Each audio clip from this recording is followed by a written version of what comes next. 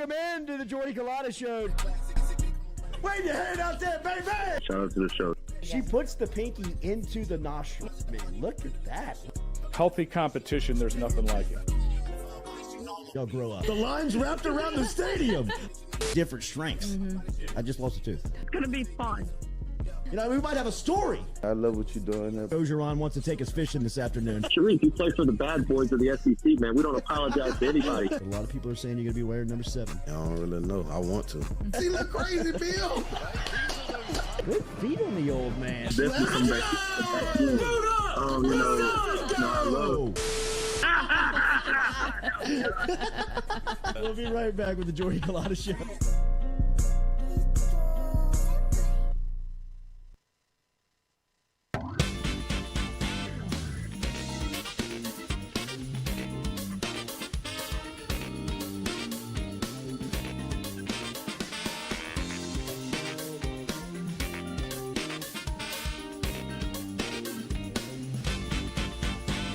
All right, welcome into the Jordy Culotta Show here this Monday morning. I am not Jordy Culotta. Noah Tingle Jordy will be here at 8:15. He had to drop little Jay off this morning, but it's me and Stewie in here this morning. Stewie, how's your weekend? My weekend was good. Father's Day yesterday. Yeah. Got to spend time with my dad. Spend time with my son. I bet you that it's a much more special holiday now that you are also a father. Yeah, it is. I mean, like, it was always a special day. You know, Right. I always thought of me and my dad's relationship as Right. a special relationship. But yeah, it is much more special when you have your own kid. Right, that's exciting. That's fun. And it's also much more exciting when LSU wins baseball games the day before. Yes, Um, it is. That was an outstanding performance from Paul Skeen. It was just a fun game all around. We'll get more into it the rest of the day because LSU also plays tonight in, I would say, probably the biggest game of the season. Just when it comes to college baseball, the two teams that have been number one all year finally getting matched up with each other. They've constantly been compared all season long, and so it's going to be exciting to see. And also, we've got some other news. We've got commitments in baseball and football. And so there's a lot going on this weekend that's very exciting. And also, the watching the Tennessee fans react to the loss on Saturday was also very fun because they just find new ways to embarrass themselves every day. How many runs they scored against LSU, Right. against Skeen, Yeah. against other pitchers at LSU. Just, Still lost 3 times and only won I don't once. care how many runs you scored. You only You won beat us one once. game. Yep. And then LSU's also cleaning up at with the Jello shots. The last time I saw it was last night when we were about at 12,000, and the next closest I think was almost at 5,000. So it's been pretty impressive to see what the LSU fans have been able to do. But I'd rather lose the Jello shot competition and win the baseball games than, win the Jello shots and lose the games. But yeah, as we talk about the baseball games, the LSU versus Tennessee matchup on Saturday was about what I expected. Paul Skeen came out and did, the normal Paul Skeen stuff. He came out and I think the stat I saw was the first 7 pitches were all 100 miles per hour or faster, which is just crazy. And then when you look at it, when he was at 120 pitches, he was still throwing 101 miles per hour. But it was a fun game to watch. Good to see Gavin Dugas go out in his first at bat and hit one out, which had to be a special moment for him. Spending his whole career here at LSU. Never been to Omaha. Not having a lot of success as a team, finally getting to Omaha and continuing to dominate against Tennessee. That man hates Tennessee. Obviously. And Vitello, after the game, was like, I don't know what we did to Gavin Dugas, but he hates us. And, I mean, he came out and that hit, I mean, it was so special, like, in the moment. Yeah. It opened up the game, and It was like, wow, this is beautiful. it really was. Seeing LSU back in Omaha is a beautiful It's sight. awesome. Like, it it makes the place better almost. Right. Like just hearing those 3 letters on TV, you could hear it as loud as it gets in there, and it's like, wow, these people are serious about LSU. You got LSU fans even if LSU's not playing. Exactly. There's a guy sitting right behind home plate that wears an LSU shirt every day. game. That's my little brother last night. We were watching the Florida Oral Roberts game, and he was like, we got an LSU fan watching the game. I was like, Max, they're going to be out there regardless. No matter if LSU's there, no matter Right. if LSU's not there, they're going to be out there. And they're going to be cheering for somebody. I don't know who they're going to be cheering for, but yeah, I mean, it was an exciting game. And then for Braden Jobert to have the game he had, almost he did the hardest part of the cycle, which he had a double, triple home run. And his single got stolen away because he hit it 110 miles an hour. Right at the pitcher. But yeah, I mean, it shows the depth that LSU has because the top of the lineup, didn't hit that well. Tommy White didn't have the best game. Cruz played all right. Every ball Cruz hit was hard. They at somebody. Right. So the top of the lineup, didn't really play that well. But for Jobert to come in and have the performance he did, to set the tone in the bottom of the 8th to come out and hit that home run after LSU had given up 3 runs and Tennessee kind of had all the momentum. Jobert stepped up and had a huge home run. But, it was also good to see Riley Cooper come in and be able to pitch well and, throw down the middle and have a little bit of swagger when he came off the mound, which was, obviously good to see. And then Gavin Guidry, that was, it was hard to see him go out there, throw the one pitch. It looked like he threw the slider, and it just didn't really move much. It kind of sat right over the plate. Oh, my goodness. I mean, the broadcast was like, oh, yeah, Guidry's going to throw 60% breaking ball. Right. I hope this hitter's hunting breaking ball. First pitch out the Parker. Right. And Jay was just like, all right, look. Short leash. Yeah, all right. Riley Cooper, you already warming up. Right. Come on. Bring it on in, big boy. Yep, and he was able to get the job done. Can't touch him. And so if we continue to have bullpen performances from Cooper like that, the bottom half of the lineup hitting the way they have with Jobert and Pearson, and Thompson's been, hit or miss, but Thompson's been stepping up in the field. He's let a lot of balls not get by him, even if he's not making the play at first. It ain't getting past. It's not getting past him half the time. And then if he gets it to first, Trey Morgan's going to find a way to make a play because that play he made Saturday night. I thought he was safe at first. I'm not even no LSU bias. I was just watching the game organically because it was such a good game. So I was just watching the game kind of like when he stretched, I was like, all right, maybe he might have got a foot. Right. And the foot slid off, but my body can't do that. No, man. I was almost in pain watching it. Right. Haven't been able to do that in some years. Right. It was just, and it's just, he has a play like that almost every game. I mean, he legitimately has to be considered as one of the best defensive infielders that LSU's had because he makes plays that shouldn't be able to be made.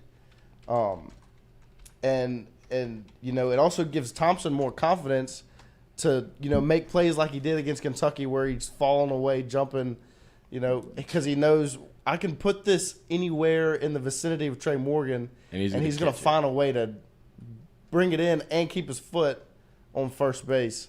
You're going to pull up a picture out. I mean, it was just. And got him by like a step. Right. It was a bang, bang play. And like you said, I was almost in the same, place as you thinking he might be safe because I thought his foot came off. Yeah. And when he fielded it, I was like, it's no way. I mean, I know Thompson has the arm, but it was like, it's no way he gets him, right? Right. And then Thompson makes a throw and it's right on the money. It was just, that is just. And then he stretched further it's when he lands. It's when he comes off the bag and lands. He stays in the split. Like my hips hurt. I just pulled a hamstring. I don't even know.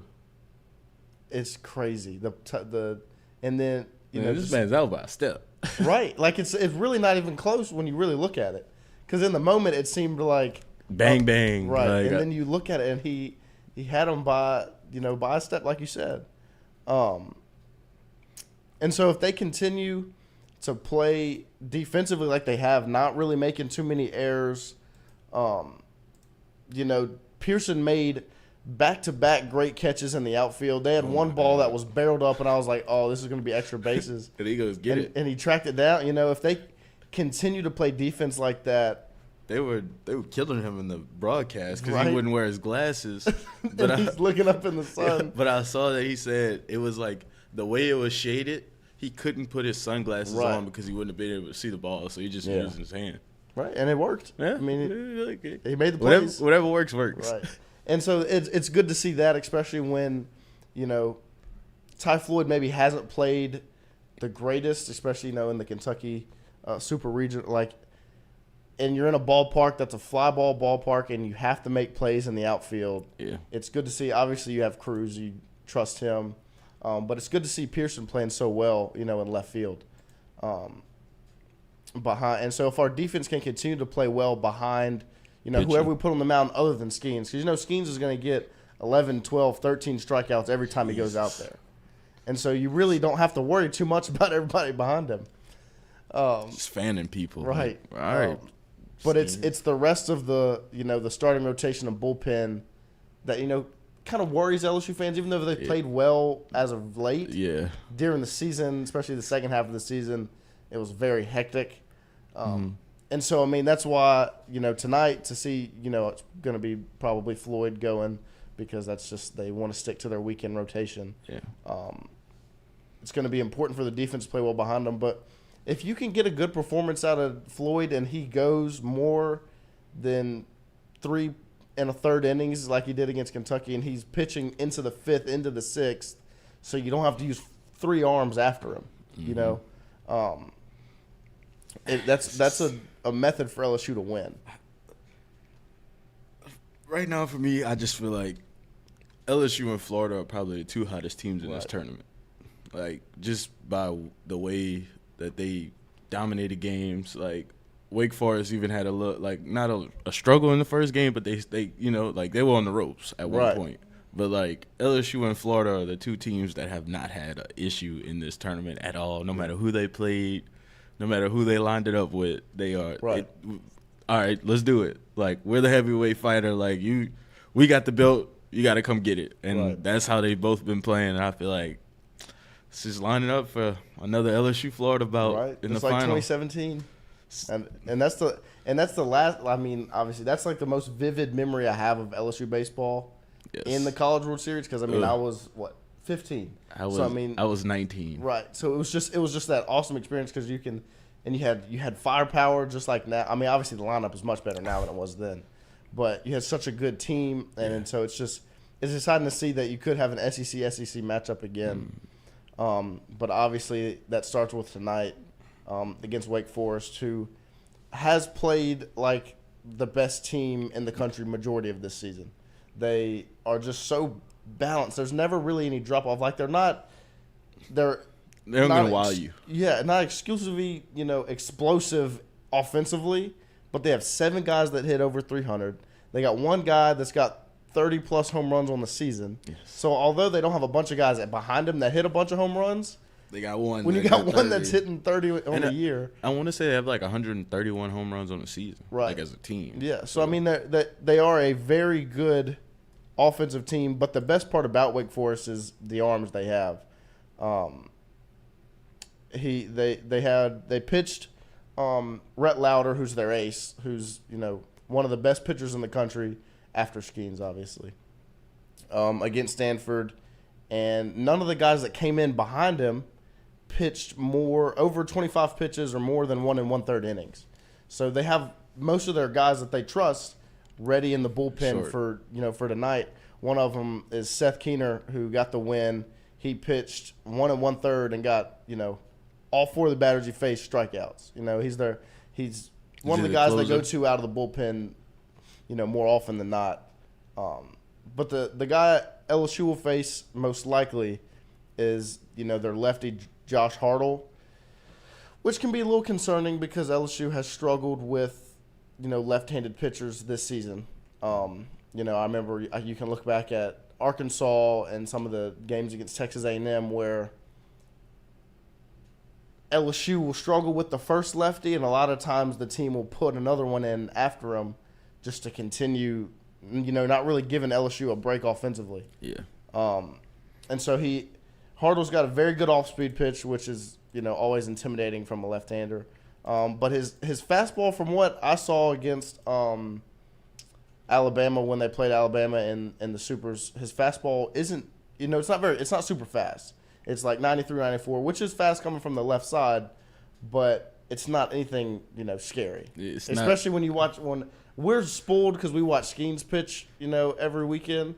So we're used to seeing 101, 102, and we're like, oh, 90, 96, Yeah. and I think not fast. I think that's kind of like LSU hitters are like, we saw Skeens all fall, so like anything else you throw at us is kind of like, all right, cool. Right. You're a little 94. I'll take that. Put that 450. Like, I don't know. I just feel like the way this lineup's hitting right now. Yeah. We just need whoever is gonna pitch. Well, Ty Floyd's gonna pitch, but whoever pitches after him, we just need them to limit the damage. Right. Because the way this lineup's hitting, you just gotta out hit us. Right. Like, and that's what it's gonna be. That's the thing about this LSU team that I'm never really scared, because if we're down 2-3 runs at the beginning of the game, It can change it up. Right, in a heartbeat. Like, all it takes is a Pearson single, Cruz single, Tommy White home run. Like, Yeah, and some of the guys in the chat dropping some stats. LSU hitting 304 against lefties, which, obviously they're going to hit well against everybody. But like Scott says, the lefties with the, solid slider off speed has been the kryptonite. The games that LSU has lost, some of the games LSU has lost when they should have won, is because of not being able to hit off of, a lefty with a good off-speed pitch, and that's what Josh Hartle is. So I would assume they have another lefty that comes out of the bullpen, and Keener the righty. So you would assume if LSU's hitting well off of, Hartle, then they'll probably go with a righty. But we'll see. We'll see. But the biggest thing is for LSU to control what they can control and find ways to get on base, which they've done well all season. You got Gavin Dugas, who's been hit by 30 pitches this year. Cruz gets walked more than he strikes out. You just continue to find ways to get on base. And ultimately those hits will come. For LSU, the way they've played, like you said, during the postseason, the hits will come with guys like Cruz and Morgan and then Travinsky, Beloso. Like, you can go down the line of the lineup. Those hits will come. But I really think, obviously, most games do, but it comes down to pitching. It comes down to what pitcher is able to hold off the other lineup better. And I trust in Ty Floyd. I have hope in Ty Floyd. I believe in him. I think he's going to be able to do, the job that he needs to do. But also the way that the bullpen's been pitching in the postseason, I'm not super worried about who's coming in after him like I was, maybe 2 months ago. Yeah. When you really couldn't find a guy that you trusted to come out of the bullpen. And then obviously, like they're saying in the chat, one of the biggest things is LSU has almost a home field advantage in Omaha. Yeah. Because of the amount of, LSU fans that are out there. It's almost intimidating. It can be intimidating for other teams to look out and be in a neutral ground, the College World Series, and you just see a sea of purple and gold everywhere. And then you look at, you're at another game, you're playing another game, you're not even playing LSU, and you look out and you see purple and gold and LSU fans. And also that 10-year-old just shot me the double birds. Right. I got kindergartners cursing me out while I'm in right field. It's just, there's nothing like it. And so I expect Ty Floyd to continue to be Ty Floyd. He hadn't lost a game all year. He's undefeated. And, it's going to be interesting to see how LSU comes out and attacks this game, because Wake Forest is a very good baseball team. Yeah, they are. And I'm very excited. I'm excited to watch the game. Whether you win or lose, this is going to be a good game regardless. And I think this is the best team LSU's played all season. and it's obviously the biggest test. So we're really going to see what this LSU team is made of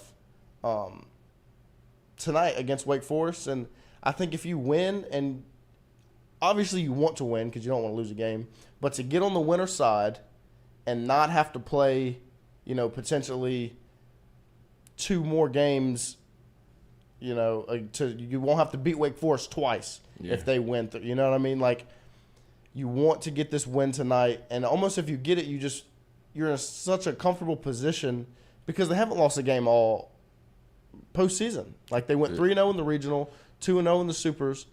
Right now they're 1-0. You want to get this win tonight to set the tone and force whoever comes out of the losers bracket to have to beat you twice. I think Auburn's the only team that beat LSU twice this season. That's the only SEC series we lost. They lost 2 series. They lost to Auburn and Mississippi State. So I mean, there haven't been many teams that have been able to beat LSU twice. So if you can get in the winner's side and force Wake Forest or Stanford or Tennessee to beat you twice, you're sitting in a very good position. And like Carl says, win tonight and the shot record will fall by Wednesday. I mean, it's going to be hard to see if LSU does not break the Ole Miss record of what was it? It was 18,000? 18,477, something like that. 18,000. They're sitting at around 12,000 right now, and we've only played 1 baseball game. And so if LSU's able to beat the number 1 team, the number 1 seed, number 1 team in the country, the purple and gold faithful are going to pop off. What's it called? Rocco's? At Rocco's tonight. Wonder if Lloyd's still alive. I hope so. I saw they got the $1,000 worth of Jello shots. And I was telling my friends because they were, sending the pictures of like the board and everything. And when it was at like 6,000, I was like, I don't even think Lloyd's got there yet. Yeah. So I was like, just wait on it. Just wait. And he's on a bachelor's trip with 20 guys. Yeah, this man's coming in hot. There's not going to be many performances in Omaha better than the one Lloyd and his buddies put together. No telling what's in his body. Right. I just hope he makes it back. But yeah, and then the other thing, me and you were talking about it before the show, the Tennessee fans talking about Paul Skeen's after Saturday and saying, how do you go up 7 miles per hour in your fastball and get acne on your face? Like, finding ways to cope with a loss that wasn't even a bad loss. Like, you played well. They fought back at the end of the game. You had to hit against the best pitcher in the country, and you were able to perform, very well. It was not a bad showing for Tennessee, and I guess they let that get to their head a little bit. With, I don't remember what the tweet was exactly. I'm going to see if I can pull it up here. I quote tweeted it on the show Twitter yesterday because it was just, it was almost embarrassing. I got secondhand embarrassment reading this guy's tweet. He said, Tennessee and LSU have played 4 times this season.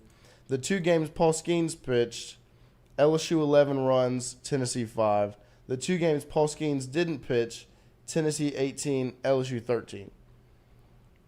I don't care how many runs there were in whatever games, you won one of those games. You've lost 3 times to the same baseball team. Have 2 of them been against Skeens? Yeah. But you didn't win the series against us. And I'm pretty sure in the one game they did win, they put together they scored a bunch of runs in the series game that they won. So it makes that that run total runs number look a little bit better. But it's embarrassing to see these Tennessee fans discuss the amount of runs or discuss Paul Skeen's acne as a way to cope with the fact that LSU beat them every time except one time this season. And have they had our number the past couple seasons? Yes. LSU hadn't played that well the past 2 years. But to put the reasoning on, Paul Skeen is on steroids, to say something like that just because you couldn't hit off of him, when y'all were glorifying y'all's pitcher that last year that was pitching what? Ben Joyce, he was what, 104, 105? Like, you don't really have much room to talk about stuff like that when you had a pitcher that's throwing fastballs that we've almost never seen before. But back to tonight, LSU, this is a huge game. It's obviously the biggest game of the season. I mean, regardless of who they're playing, this is the biggest game of the season. Because when you look at Florida, like you were saying, LSU and Florida are playing the best. When you look at Florida, they're in such a comfortable position now that they took down Oral Roberts last night, which Oral Roberts made it interesting at the end. That was a great baseball game. Every game in the college series has been great so far. But you can just tell it's such a big difference to be in that winner's bracket at this point. Like, to not have to beat whoever it is 2 times. So it's going to be interesting to see how LSU comes out and performs, but I really feel like they're going to step up and perform at the level we've seen all season. You know, and it comes down obviously to arms, and it's going to be exciting to watch that game tonight because Wake Forest is a very good baseball team. They're probably the most complete, like I said, the most complete baseball team in the country. When you talk about how good their pitching staff is, they got 7 guys that hit over 300. They're going to get on base. They're going to get hits. All throughout the postseason, they've won big games. They've been able to blow teams out. They beat Alabama in game 2 like 22-8 or something. They've been able to put a bunch of runs on the board. They did get saved in that Alabama Super Regional too. Right. So it's a lot of. Yeah. But they've also, and like I was about to say, they've also been able to win the close games, like you said. The first game against Alabama, I think it was a 1-run game. They were able to come back against Stanford. Stanford was winning the whole game. You know, it was a tight game. Obviously, it was 2-1 for majority of the game, but Wake Forest has been able to win big, but also been able to battle back and find ways to win, which, can be intimidating because usually when you see a team that scores, I think they're scoring 14 runs a game on average. In the tournament, I think it's 19. Yeah, so, I mean, they're scoring almost 20 runs a game. So usually when you see that, you're like, well, if you can just stop them from scoring, they're obviously not a good defensive team. And because I think we use this analogy in football all the time. Well, they haven't been able to grind one out. They used that against 2019 LSU. They just haven't been able to win, one of those close games. Put your hand in the dirt, win the game until they beat Auburn, and that. But whatever. To see that Wake Forest has been able to both win the games big time, but also been able to battle back. It's just going to be fun to see, what LSU and Wake Forest are able to put on, for the fans tonight. The only game that hasn't been a 1-run win was LSU over Tennessee. So if you look at the statistics, the probability is this is going to be a 1-run game. Wow. And I struggle to give a score prediction like somebody asked. I don't remember what he said. Scott asked for a score prediction. I struggle because I feel like it could either be a defensive pitching battle, where nobody's really hitting balls out. It's just a tight game, or it could end up being like 16-14 because these offenses just start popping off. But I think if it gets to the offensive battle, I think LSU obviously has the advantage because they got 9 guys in the lineup that can go yard every time, at any moment. But if it's a tight game, I think it's a little more intimidating because their pitching staff is better. Scott asks, do you trust the bullpen in a 1-run game? Stewie, what do you think? Man, how many outs do we need? Do we need 3 outs? Do we need 4 outs like the other night, or is it just like a 1-out situation? Yeah. We need 1 out, bottom of the 9th, and 1-run game, tie and run on second. Yeah. I mean, I trust. at the end of the day, I would have to trust somebody to trot Right. out there and throw, Yeah. want the ball in that situation. And I do trust the way the bullpen has played Lately. during the postseason has been, it's kind of shifted my mindset from the end of the year when LSU wasn't playing very well. Never did I think they weren't a College World Series contender, but at the end of the season, I was like, I don't know if this bullpen and this starting rotation is going to be good enough to, put together this dominant postseason run that we thought we were going to have. And then the way that they've put together these performances against, in the regional against Oregon State or in the Supers against Kentucky, you've had guys that have been able to come in and close the door. Most notably, Riley Cooper. Yes. He has been huge for LSU this entire postseason. And he's played well throughout the season, but you can see the amount of trust that Jay Johnson has in him. Oh, he's gonna go. He's gonna go to him Coop 90% of the time. It's gonna go to Coop. So that's why I was surprised that Guidry was the guy he went to after Skeens the other night instead of Coop, which it ended up being Coop. It ended up working out regardless. And it's really not even a knock on Guidry that game. You threw one bad pitch. It just ended up being the first pitch you threw, and they were able to hit it out. And so I really think if you get Ty Floyd performing at his best, you get Cooper continue to perform like this, Thatcher Hurd performing like. I want to play, 3 games because we got 3 guys that we can give the ball to at the start of the game that we trust. You got Paul Skeens, Ty Floyd, Thatcher Hurd. After Thatcher, depending on who you pitch in relief, it gets a little dicey if you have to play a 4th game. It can be until a 4th or 5th game. It can be intimidating to have to see what other armors you're going to put out there.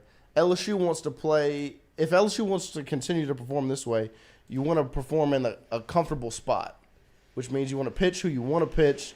You don't want to feel forced to pitch anybody.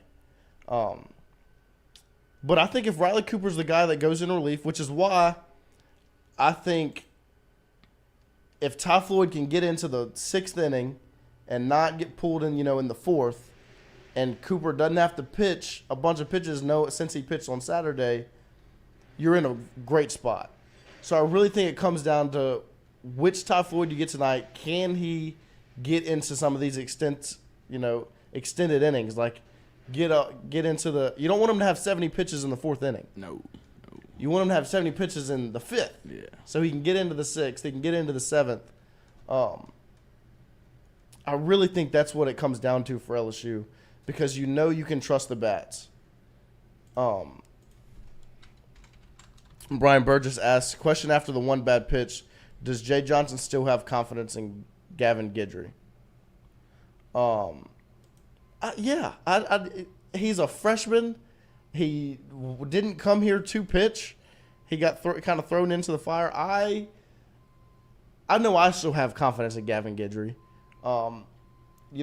Every pitcher has one bad pitch. It's not rare for a pitcher to have a bad pitch in a game. It just happened to be Gavin Guidry's first pitch when he came in after Skeens and Tennessee had gotten a run across. They got runners aboard. And so that one bad pitch looked a lot worse than it actually was. He wasn't able to get a break that, most pitchers are able to because usually that one bad pitch comes later. I would bet my money that you're going to see Gavin Guidry again. Hunter Fournette just said it. You're 10,000% going to see Gavin Guidry again in the College World Series. He is going to come back in. I think Jay Johnson still has confidence in him. I know I do. And you 100% know Gavin Guidry still has confidence in himself. Yeah, for sure. I mean, he gave up the home run and still didn't want to come off the mound. Yeah, he didn't want to give up the ball. Right, sometimes you got to give it up. Right. And Jay Johnson has given me the ability to trust him in these pitching decisions. Have there been questionable decisions here and there? Yeah. But as the time's gone on, he's found the guys that he can trust, and I think it's still Cooper and Guidry as, and Nate Ackenhausen, who's also pitched well, who we haven't seen in a while. Same thing with Thatcher and Coleman. We haven't seen them, and I think it was the regionals the last time they pitched. You haven't really had to go super deep in the bullpen because Cooper's come in and pitched so well. So I really think it comes down to how many innings you can get out of Ty Floyd tonight, because I really think offensively, although you're going against a lefty with a very good slider. Offensively, I just trust this LSU baseball team more than I've trusted. It kind of feels like 2019 LSU, where offensively they're gonna get it done. Obviously, football, that's the greatest team of all time. It's different, but you just know they're gonna get it done. I'm confident that they're gonna find ways to get it done. You're gonna find a way. If Trey Morgan's not hitting well, Pearson will step up. If Tommy White's not hitting well, Braden Joubert will step up. Travinsky will continue to hit, 420, .420. Like, you got guys hitting 400 in your lineup. Cade Beloso is going to find a way to make a good hit. If Gavin Dugas only gets one hit in a game, half the time it's the biggest hit of the game. He finds a way to make that hit a big home run at the start or at the finish of the game. There's so much confidence in this LSU lineup that I really think it just comes down to Ty Floyd and what he can do, and the bullpen behind him. How long he can extend? Yeah, because you don't want it. You definitely don't want to get in the spot where your back's against the wall. You're only in the fourth inning and Floyd is at 70 pitches, and you're gonna have to pull him and pitch more relievers. And then because that hurts you in the long run. It hurts you depending on how many games you have to play as the College World Series goes on. You want to save these armors. You want to be comfortable. And so, but and I have confidence in Ty Floyd to step up to the plate tonight. That he's going to step up. He's going to play, play well. Like people say, good Ty Floyd. Like he's going to play well. It just comes down to him. But at the same time, if LSU finds ways to continue to get on base like they have all season, they're a hard team to beat, regardless of how good you are. Like, and Wake Forest is, they're the number one seed. Good. Obviously, they're the best. They consider the best. I think LSU, Florida, Wake Forest are the three best teams in the country, and they have been all season. And so, if you continue to get on base, get hits, those hits are going to come with this lineup. Doesn't matter who's stepping up to the plate. Jeez. The hits are going to come. So you just have to weather the storm a little bit defensively. And one thing I will say, one person is hot right now, Braden Joubert. Yep. And when he is hot, he is hot. I mean, what was it last year? And he had like 9 RBIs against Vanderbilt. Yeah, I mean, and when he hits them, hits them in bunches. It's like, all right, now I got the taste of one. It's like J.R. Smith. Yeah, he's streaky. If he's hot, he's hot. He's hot. Yeah, and it ain't cooling off. Right. And so for him to be getting hot at the right time, Dylan, the top 4 and the 5 in the lineup, you're confident in always. Like they could get hot at any point. You got Cruz, Tommy White, Trey Morgan, Hayden Travinsky, Cade Beloso. They're just guys that you're confident in. Gavin Dugas. Those are just guys that you're confident in. And if you can get Thompson, Joubert, and Pearson hitting the way that they're supposed to, it's like we've said all year, that's 9 guys. 9. Like, you don't get a break. Right. And it's been so interesting to see as the season's gone on, the way that Jay Johnson's kind of picked apart the lineup, moved everybody around, gave Jared Jones some time. Wasn't Pearson the leadoff at one point?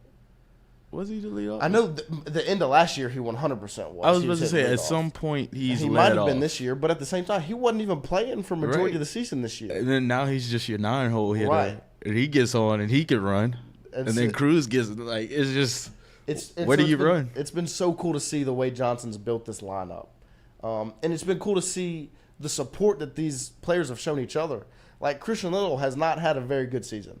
No. But every time something like they're coming off the field, doesn't matter who's pitching, he's the first guy out the dugout, dapping everybody up. Blake Money hasn't had the season Right. he probably thought he would have, but every time somebody gets on base, guess who's the first person out there to get their Right. stuff, bring it back to the locker room? Blake Money. And nobody's mad that they lost their spot. They were hitting all like Paxton Kling or Jared Jones. They're hitting all season, and now they're not getting the ABs they were getting. They're not mad. No. They're supporting their teammates. Yeah, they're freshmen, obviously, but they're supporting their teammates, which is probably, these guys are having to get used to not being the best player on their team and not getting the looks that they're used to looking. First time ever, probably. Right. So, like, it's very cool to see the camaraderie that's been built by Jay Johnson. Like, he might not be the most outgoing person in the world. He's a football coach. Right. But he has built a team. And at the same time he's done that, he's recruiting. And he's building a program. He doesn't stop. Like LSU is playing in the College World Series and are continuing to get transfer commitments, as they did. I think it was yesterday. It was either Saturday or yesterday. Let's see. They got Justin Lower. I don't know how to say his last name. Lower. We'll learn it as time comes on. Yeah. But he's a left-handed pitcher. I think. Let me see. I'll pull up his stats here. I think his ERA was like 1.89 this season. Mm-hmm. He had 63 strikeouts. He came out the bullpen for Xavier, but he pitched very well in the regional that they played in and the Big East tournament. But when you're losing a guy like Paul Skeens, you're obviously keeping Thatcher Hurd. Floyd, you could also lose Ty Floyd to the draft. He's eligible.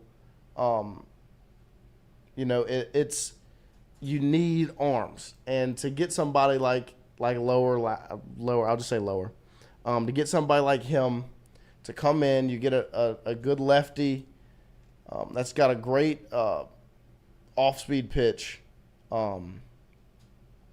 It's huge for the future of this program, especially when you look at the rest of the arms that LSU has. A lot of them are freshmen, like Chase Shores and Griffin Herring, and obviously Gavin Guidry, but he's not going to be a pitcher the whole time he's here.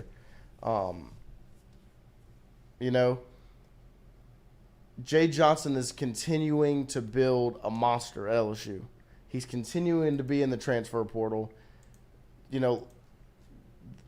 Justin he's a top 100 recruit. He's a top 100 draft prospect out of college, which also includes guys like Tommy Tanks and Thatcher Hurd. Like, Jay Johnson is building an organization that will continue to grow.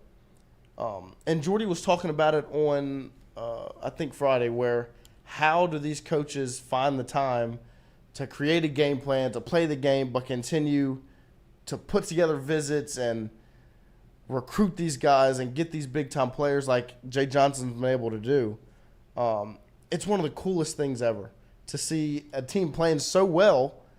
Like, it's not like they're slacking when it comes to playing on the field. Yeah. They're playing so well, but they're also still making them calls, commitments. Coach. Like they're still recruiting. If you were in the portal right now, or if you were a player that was on LSU's radar and and you were on, it was mutual interest there. Right. Like, why wouldn't you want to? Yeah, why wouldn't you want to come here? You see it on TV. Especially with LSU's going to lose a lot of guys to the draft this year. You got Cruz, Morgan, Thompson, Skeens, could be Floyd. Like, there's going to be a lot of opportunity. A lot of open spots around for guys that are coming in. Catcher Travinsky, I think he's a senior. He might have another year of eligibility.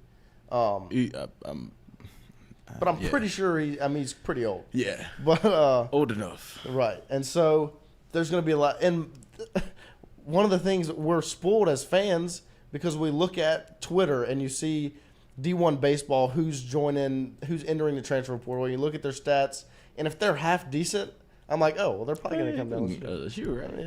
And like I see Jack do it all the time on Mic'd Up. Half the time somebody's entering the portal, he's dropping the eye emojis on top of it. Because, why not? Why wouldn't they come to LSU? Like, it's the same thing with LSU women's basketball. Haley Van Lith entered the portal. Everybody was like, "Oh, she's I gonna mean, go that's LSU." LSU, right? Like, it's just a testament to the coaches that LSU has. Kim Mulkey, Jay Johnson, Brian Kelly. You know, like, it's impressive to see the job they've done both on the court, on the field, and recruiting. And building these programs so quickly. Like, it feels like Jay Johnson's been here forever, and it's his second season. Like, it feels like he's been able to build this team from the ground up, which obviously he inherited a great group of guys with Cruz, who's arguably the best player, most skilled player in LSU baseball history, Trey Morgan, Jordan Thompson, but to see Jay Johnson continue to make noise in the portal while in Omaha, when there's teams that aren't even making noise, SEC teams that aren't even making noise in the portal, and they're at home, you know? Like, there's teams that weren't even in the regional play or super regional play that aren't making the type of noise LSU's making. It's very impressive to see Jay Johnson continue to do what he's been doing. And it's really only up from here. You know, like, it's only gonna get better as time goes on. When you see who's the guy from South Carolina, Braswell, he was hitting. I mean, I think over his career he was hitting 289 at South Carolina, which isn't bad by any means. We just look at 289 like, oh, you're not hitting 300. Like, how are you supposed to come to LSU if you're not hitting over 300? Jay Johnson is an offensive-minded coach. He's going to get the best out of whoever comes here. It doesn't matter. You could be hitting 210. He's probably going to get you up to 290. I have so much faith in Jay Johnson and his ability to recruit, but also coach these guys up and get, you know, the most out of them, which we've seen on the offensive side of the game the 2 seasons he's been here. He's going to find ways to get the most out of these players. And so really, like I was saying, it's only up from here. And LSU's a national title contender right now.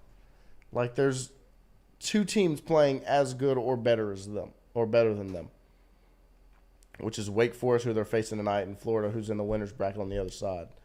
But it would be so awesome to see 2 SEC teams in the College World Series finals. Like, Beautiful. Florida, if we can get, I want that. Yeah, I need to look back. I need it. That 2017 team, there was so much hype and excitement because you had guys like Papirski and Dykeman and Cole Freeman, Antoine Duplantis, like Josh Smith. It was such a good team. Jake Slaughter. But we didn't really have a Paul Skeen, obviously. No. But we didn't really have the arms to match up with the arms that Florida had that year. Because I don't even remember. It was Brady Singer. Yeah. Was the ace. And we could not touch him. I remember. He had that sinker. Yep. 96 miles an hour. And we struggled with the sinker. LSU struggled with the sinker the other night.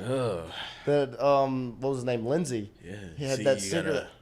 You saw Tom. I saw the first time when Tommy White went up there his first at bat and he threw that sinker right on the inside. Tommy was just. He didn't even get super mad. He was just like. When you know in baseball. Yeah, there's nothing you can do about it. It's like all right, I'm just going to go back to the dugout. So it would be awesome to get some revenge on Florida. Not saying that Florida's going to make it, but it's hard to see a team in the winter side not make it. And I think one of their pitchers is from Southern Miss, too. So you get a little Southern Miss. Just get a whole bunch of revenge. You get all your revenges back in one. We got revenge against Tennessee. They beat us, 2 years ago? We played them in the Supers. And they like booed Paul Maneri off the field. Yeah, right. They did the Paul Maneri kind of like goodbye. Yeah. You know, just showing some respect because he's an all-time great coach retiring. And the Tennessee fans booed him out the stadium. Yeah, they do have the guy that pitched for Florida last night is a Southern Miss transfer, Hurston Waldrop. And he's gonna be a top pick in the draft. Yeah. Definitely gonna be the second college pitcher off the board. The things the transfer portal could do for you. Yeah, and the transfer portal is a monster now in every sport. But LSU sits in a pretty good spot when it comes to baseball and football and women's basketball. And they've done well in men's basketball. But LSU sits in a good spot as a brand, especially in baseball with the recruiting classes, the transfer portal classes they've been able to put together. It's just really cool to see. And this game tonight, like I just can't even explain how excited I am for the matchup tonight.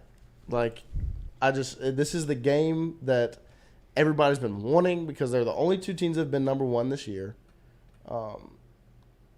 And they're just, you could say they're evenly matched because they're kind of built the same. I think LSU is the home team tonight. Are they? I hope so. Well, Oral Roberts was home last night against Florida, so I think it's. Is it the lower seed? I'm just looking at the way the bracket is set up. LSU is the home team. Well, bottom is the home, right? Yeah. LSU is I mean, I prefer that way. Me too. Me at the bottom. It's a whole lot easier to be the home team. Mm-hmm. Especially the way you hit. Like, right. It's always a chance. Like always. We could have one out. It could be, anything could happen. Yeah, when you're so trusting in your offense, getting to be the home team is such a blessing because Kimberly W says LSU's away tonight, and maybe they are, but I thought they were the away team too. Yeah. But I mean, I just looked at a bracket that had them at the bottom. Yeah, I mean it's we'll see what happens. We'll see it doesn't matter who's home, who's away. Tidy box. I think LSU is going to win the game tonight because I think LSU is going to win the game tonight. Right. I just think LSU is going to win the game tonight. Like, is it because I'm biased? Maybe. Is it because I've watched every LSU baseball game and only watched 3 Wake Forest games? Maybe. But I just think when it comes down to it, LSU's just they've been battle tested for this. You play an SEC schedule where you're playing against the best every single weekend. Here, Stewie's putting up the graphic he was looking at. And yeah, Oral Roberts was the home team last night against Florida, and Florida was the higher seed. That's why. So I mean, this shows that LSU would be the home team. But who cares? Yeah, it really doesn't it's matter. time to watch baseball tonight. Yeah. But yeah, I'm beyond excited. Should be a good one for sure. 100%. Or it could just not be a good one in LSU's favor. Yeah. I mean, and that's the thing. That would be beautiful. Like if LSU just comes out and dominates, like they have to start the tournament. That'd be amazing. All right, put it all. The same. They did it game 1 against Kentucky. They had all that pressure from the rain delay, blah blah. Is LSU gonna be able to whatever? They've been resting all this. Doesn't matter. They come out and just home run. And Wake Forest has been able to do the same thing. Exactly, they have. But. And so I'm just excited to see the matchup tonight because it's like almost like LSU Bama 2019. Like, right. Let's just line it up. And, let's see what happens. Yeah. You think you got the best in the game? We think we got the best in the game. Right. So let's do it. Right. 100%. And I'm sure we'll talk more baseball when Jordy gets here. But to switch it up a little bit, LSU football got a tight end commit. Mm-hmm. Stewie, what'd you think? He's a JUCO commit. I'm not like. I don't know how to explain this one. It's more of I feel like this was more of like a depth piece. Yeah. Like more size, like a blocking tight end. Yeah. Like with experience. Right. Because, a little veteran presence. Right. Yeah. All you have is you got Mason Taylor, Pimpton, who's a freshman. Mac Markway, who's a freshman. Jackson McGohan, who's a freshman. Right. And then this guy, so I mean you had a sophomore, 3 freshmen and a junior. Yeah, so it is definitely a veteran. And only one of them has actual SEC playing experience. Right. So I just think this is a depth piece, a blocking tight end, like an extra tight end, because they want to run 2 tight ends, but they don't have enough depth there. They don't have enough like experience there to put 2 tight ends in the game. Right. So now you have an experienced tight end that you can put in the game, plug and play. Yeah. Which is it's a position that LSU has struggled with over the past couple years, especially when it comes to depth. You had to play Jack Besh at tight end because you didn't have anybody you could trust to play there. And now you got 6'6", 270 playing tight end. So this is a blocking piece for sure. 100%. But if he does the job that he was brought here to do, then it was a hit. I could read you his quote on 3.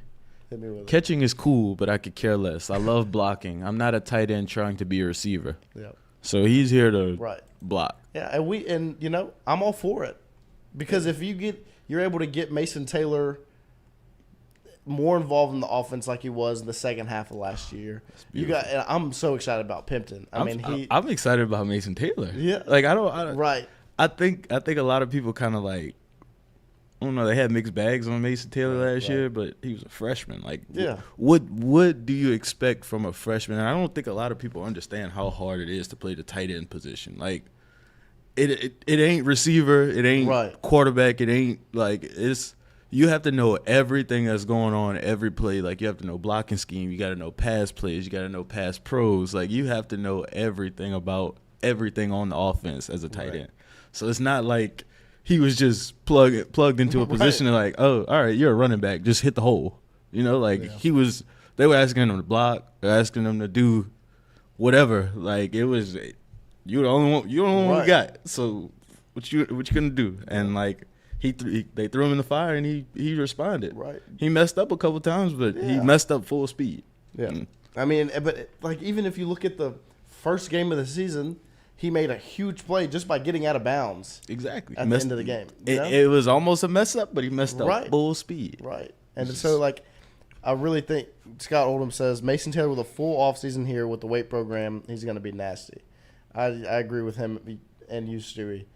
I'm excited to see what Mason Taylor is able to do after a full season, getting SEC experience, getting another offseason to grow, to get stronger, to get bigger, faster, smarter, to learn the playbook better.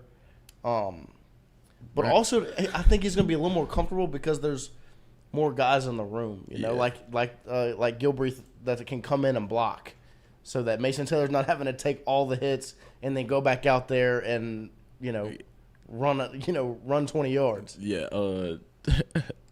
Brandon Dixon, I don't think he's going to be Darnell Washington. I don't think he has that athletic ability like Darnell Washington does. I don't think there's ever going to be another Darnell Washington.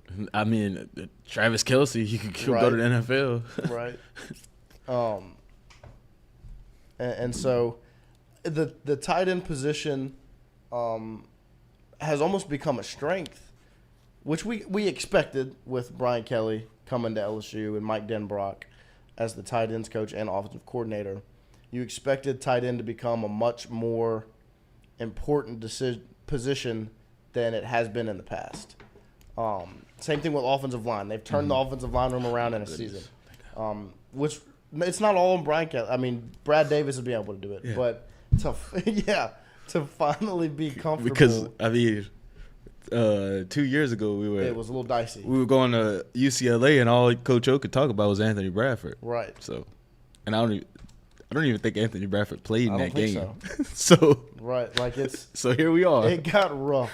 Like that. What was that? 2021. Yes. That 2021 season. I tell y'all that Anthony Bradford, he played. Yep. Never played him. Yeah. He said the same thing with Savion Jones. Yeah. When is he gonna get in the game? Right. Sage Ryan. Yeah. Sage Ryan gonna be a player for us. Yep. Not gonna play for me this year though. All right. Cool. All right, Ed. But $17 million. Here you go. Right. Just shut up and stay away.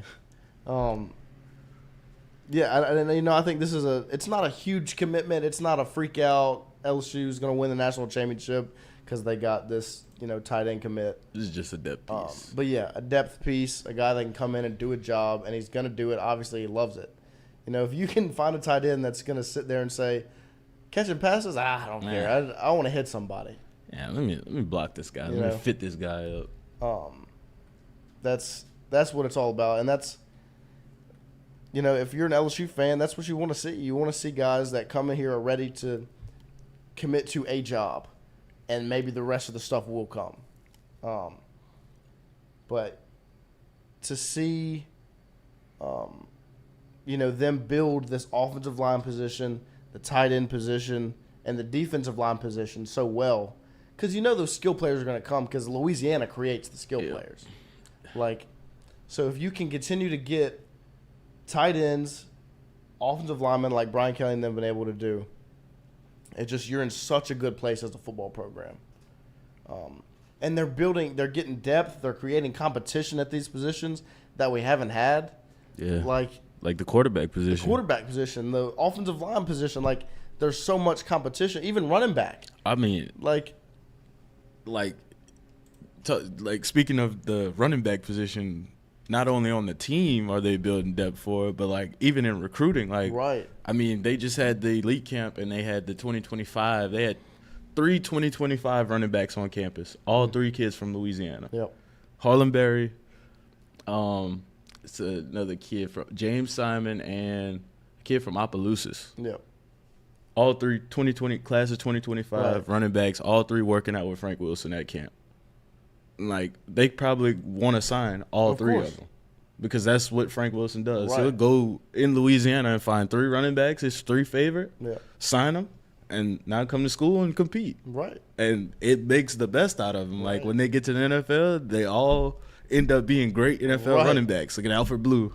Look at Terrence McGee. All of these dudes played in the NFL. Right. I mean, and it's just and it's all about just battling the competition that they've been able to create at basically every single position. Everyone is what makes such a good team. There's because not only does it make everybody better, there's depth, which LSU struggled with. So 39 scholarship players, just 2 Decembers ago. Right. Now we get back to the point where it's who was that? Right. I didn't even know he was on the team for the And last month and a half, and he's a dog. Right. It's just, and they're hitting and like Jordy talked about it extensively about the quarterback position. That's the most important position for every team. You can be as good as you want everywhere else. You got to have a quarterback that understands their job and is going to do it. Like Stetson Bennett, he might not have been the greatest quarterback ever, but he knew what he had to do, and he did it. As much as I don't like him, he did what he had to do, and he was able to win 2 national championships. He still get that degree, though. He didn't get the degree. But from what I've heard about him at Rams training camp, he's been there. No degree, no problem. Right. But LSU's been able to create depth at the quarterback position where, and Jordy said it, you go in every offseason with 3 of them, then you get a commit, and somebody's going to transfer.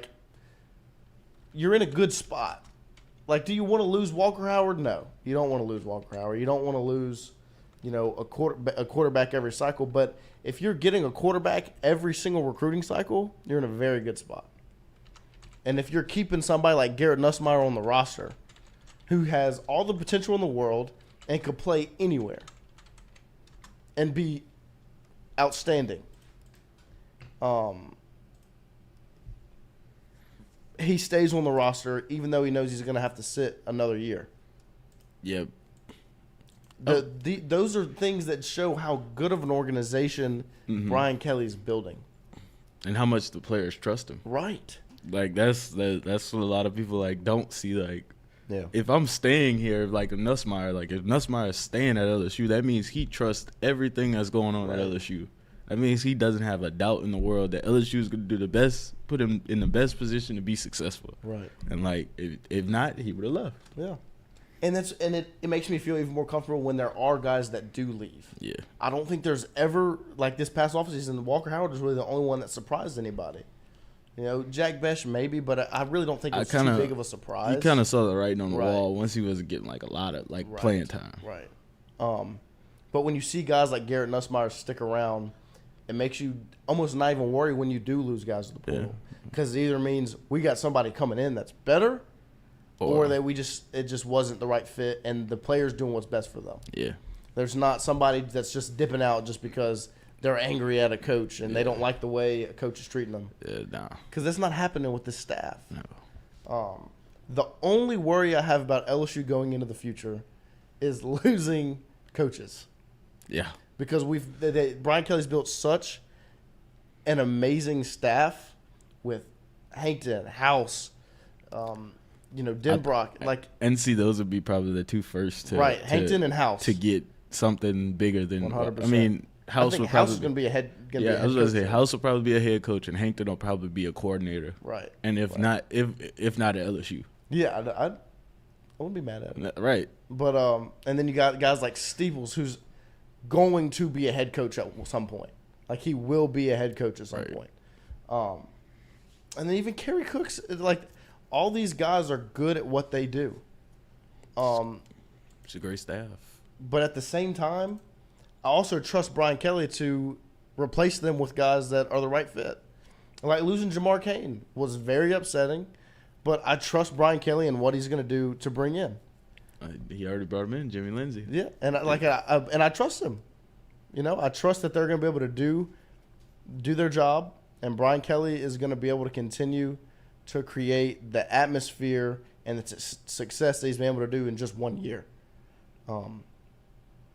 It is a very exciting time at LSU when it comes to women's basketball, track and field, gymnastics, football, baseball, softball played well, even though they lost in the regional, which was upsetting. But, it's such an exciting time. And, maybe men's basketball can do something at some point. I do like the roster they've put together.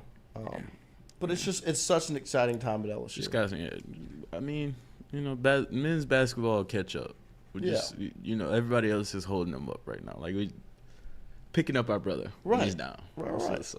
And the good thing about LSU as a brand is when one sport's doing well, it helps every other sport. Like, the trickle-down effect is crazy. Like, because it just brings so much positive attention to the school. Like, you saw Angel Reese on the sideline of the spring game. Mm-hmm. Your women's basketball team being successful and almost polarizing. Like, they're so exciting to watch. Their personalities are so big. They're like celebrities. Right. They're being used as a recruiting tool for football. And football recruits are taking the tool right. and using the line of people trying to take pictures of Angel Reese was crazy. Like, it's the effect that success in one sport can have on another at LSU is outstanding. Indeed. And that's what's exciting about seeing the women's basketball team win the national championship. LSU football win the SEC West. LSU baseball, being a contender for the national championship. It's just so fun to watch. And continue to see the direction this place that LSU's moving in, and a lot of the credit goes to Scott Woodward. He's done an outstanding job with the coaches that he's brought in, and the funny thing is, every time, I think Kim Mulkey is the only outlier. Everybody was rooting for Kim Mulkey to get the job at LSU. Yeah, but he brings in a guy that you don't expect. Like, there's not too many people that were pushing for Jay Johnson to be the head baseball coach. I was about to say, Jay Johnson came out of nowhere. Right. Brian Kelly came out of nowhere. Like, we heard Jay Johnson's name a little bit. We didn't know too much about him, but we heard the name. Yeah, it was, out there. Brian Kelly, we didn't hear any of it. It just happened. It really is an exciting time to be an LSU fan and to cover the team and to get to watch, guys like Dylan Cruz, and then there's, Angel Reese, and it's just the star power is unmatched. And it's just very exciting to see. And the star power continues to shine tonight as LSU takes on Wake Forest. I know I've said it 1,000 times, but I'm so excited to watch the game tonight. Just sit down and watch the game. LSU, Omaha. And I'm not even a big baseball guy. See, I grew up a baseball guy. Right. Baseball was my first sport that I fell in love with.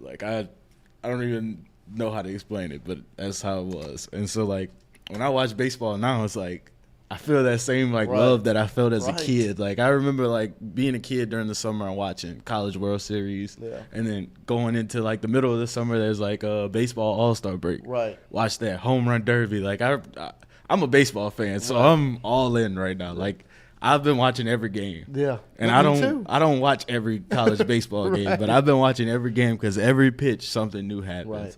Like the Oral Roberts Florida game was drunk yesterday. Like inside the park home run. Inside the park home run. O'Sullivan's coming out, and I don't even know if I have any visits left. I'm just trying to talk to my guy. Like if I can't, sorry. Well, see, and my thing, I didn't even know what the rule was. I didn't know what the count was. I didn't know. I think they only get like 2 a game. That's why sometimes the assistant, the pitching coach goes out. And so I think they were at I think the total number they were at when he came out was 7. And so they were over the limit, and so he had to pull. But then you see a moment like that where they have to pull the pitcher, their closer.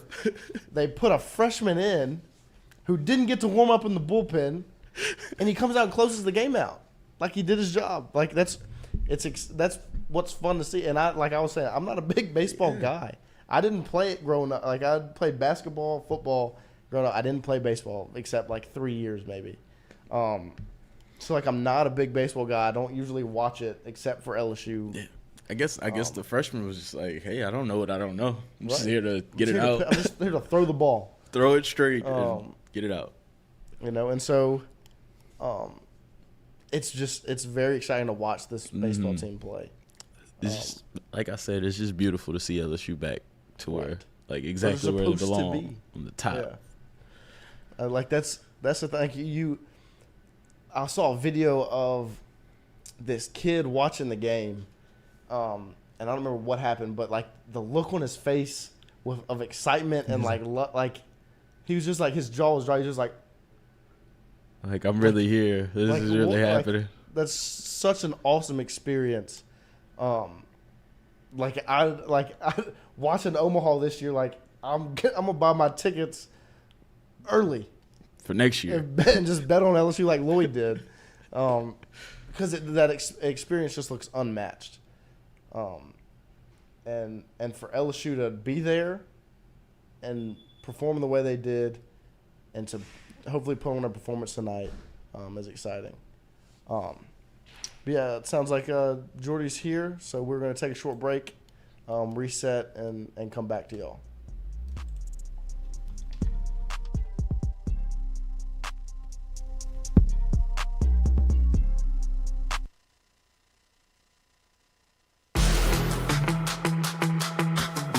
Donaldsonville Glass and Body, the trusted name in frame, body, and automotive paint repair since 1977. They have served their customers for over 45 years. You can find them online at dgbauto.com or stop in and see them Railroad Avenue and Division Street out in Donaldsonville, Louisiana. Look, they can help you with your insurance claims. They can make the repair process as stress-free as possible. I'm speaking from experience here. I've got numerous windshields, body repair, all done by Kenny and the crew over at Donaldsonville Glass and Body. They are, without question, the most well-equipped shop in the area. Stop in and see them today.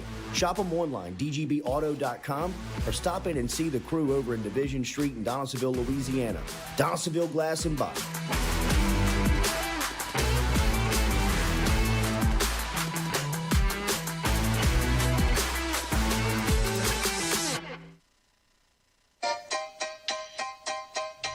Hey fellas, it's Jordy Culotta for my friends over at Men's Total Health.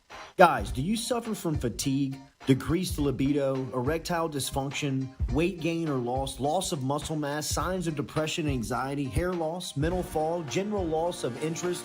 Then you might be suffering from low testosterone. Go see my friend Mike Roach and his great team over at Men's Total Health, over in Metairie at menstotalhealth.net online.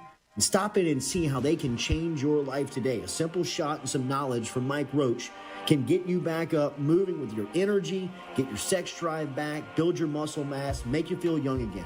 All online, menstotalhealth.net.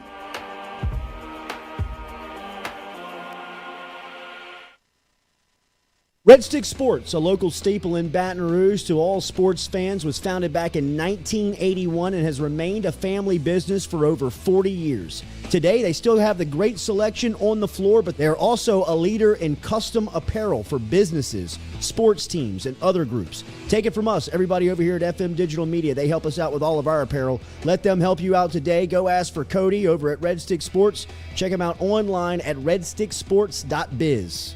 We're all from different places and backgrounds. We've each experienced our own versions of life, but in the end, we're all on the same team.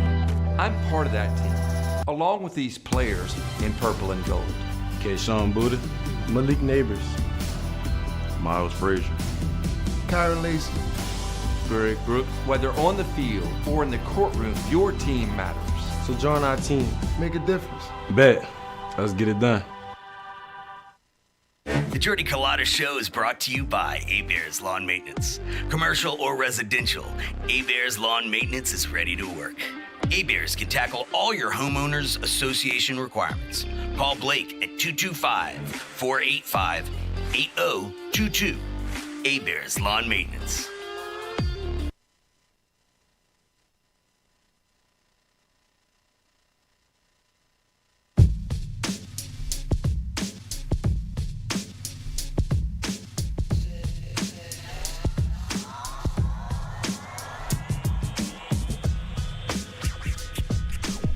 All right, welcome back. Special thanks to our crew, Noah, Tingle, and Stewie, for holding it down here for the last hour and 15 minutes, doing great work. I was watching the way in. Boys, nice job keeping it moving. Welcome back here to the Jordy Culotta Show. Happy belated Father's Day to everybody out there. Stewie, hope you had a good Father's Day. Hopefully everybody out there who celebrated Father's Day was able to check out and enjoy the day with the family and crew. Today is a holiday in Juneteenth. If you're celebrating that, enjoy the holiday. I know the banks are closed. It's a federal holiday, so enjoy it if you're off. I just got Jordan checked into Matt McMahon basketball camp this morning. Good turnout for the coach as they had lines wrapped around the building waiting to get in. This morning I was standing right next to offensive coordinator Mike Denbrock and his son as they were checking in this morning. So a lot of activity on campus, but everybody getting ready for this afternoon as LSU going to square off against Wake Forest in a battle of the number ones, right? Two of the number one teams in the country all season long as they'll square off at 6 o'clock this afternoon. And huge spot for Ty Floyd. Ty Floyd is, in my opinion, able to really make some money this afternoon against a very potent lineup in Wake Forest, one that can get going and can strike quick. With Ty Floyd on the bump today, it's a huge spot for him and an opportunity for LSU for them to really be in the driver's seat of what would be, I guess, Pool B. Yesterday, Florida in Pool A was able to stamp their ticket, nearly snipped at the end there by Oral Roberts. Oral Roberts, a 50-game winner team on the season. They're really used to winning and looked like they caught their stride late in that game, but give Florida credit. They were able to hold them off, and now Florida sits in a great spot going into the weekend. They're a win away from the national championship, as is whoever wins the game today between LSU and Wake Forest. This will be an enormous, the biggest spot of the season for this LSU baseball team, just by what's on the line, right? Because of the ability to preserve your arms, the ability to keep this pitching staff intact and not have to fight through a loser's bracket and try and get yourself back. Is it impossible to do? It's not. You would much rather, from LSU's standpoint, obviously get the win today and get yourself set up where you've got an extended couple of days rest. You can get your pitching arms and your staff correct. And look, you can keep clean. You can keep Skeens on his clock. And just a lot of benefit from coming out today. And winning today, winning this afternoon. I imagine y'all reacted to a ton of what happened on Saturday. And Saturday I thought was a great spot for LSU. Obviously, Paul Skeens doing Paul Skeens stuff out there, striking out 12, going more than 7 again. Really, his of 125 pitches, pitch 123 was moving over 100 miles an hour. I couldn't get over some of the comments that Kyle Peterson was just cloaking on I mean, on Skeen. He's like, I got no problem saying that I would fly this guy to Boston tomorrow night and start him against the Yankees. And he wouldn't look different. And he's like, I'm not talking about a guy that comes out of the bullpen. I'm not even talking about a late guy in the rotation. I'm talking about one of your dudes. I mean, it was just like, damn. And then everybody that talks about him, I mean, even Cruz in the post-game press conference on the SEC network, set with Todd Walker, I mean, they asked him directly about Skeens, and, Cruz is like, I mean, that guy shouldn't be here. You know what I mean? Like, he's not supposed to be here. I mean, he should be on a big league club. And, for what he was doing on Saturday night, that was big league stuff. I mean, we're spoiled.